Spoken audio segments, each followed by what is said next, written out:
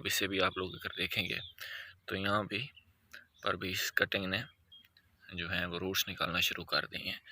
बिस्मिल्लाहिर्रहमानिर्रहीम, अस्सलाम वालेकुम। कैसे हैं तमाम दोस्त? उम्मीद करता हूँ बिल्कुल खैरियत से होंगे।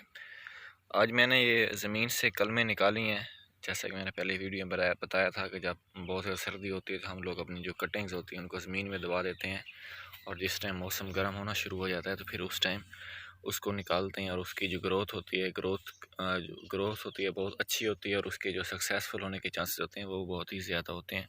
तो अभी आप लोग इसे देख सकते हैं कि मोस्टली जो इसकी कटिंग्स थी उन्होंने ये ग्रोथ स्टार्ट कर दी है ज़मीन में। देखें अभी ये बिल्कुल एक बंडल की शक्ल में मैंने इसको रखे थे, निशानी लगाकर ये कौन कौन सी वैरायटीज़ हैं।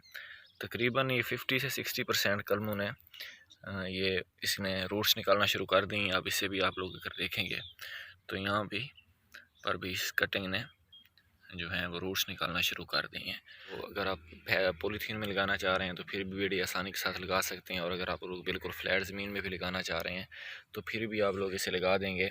तो इस वक्त इसको किसी भी किस्म की दूसरी कोई दवाई वगैरह या फिर जो रूटिंग हार्मोन्स होते हैं लगाने की ज़रूरत नहीं होती, बल्कि आपने सिंपल फंजीसाइड पानी में भी या फिर आम पानी में इसको कुछ देर के लिए भगो कर रख देना है, और उसके बाद इसको आप लोग लगा देंगे तो इसकी यहीं से ही रूटिंग और इसकी जो ग्रोथ है स्टार्ट हो जाएगी।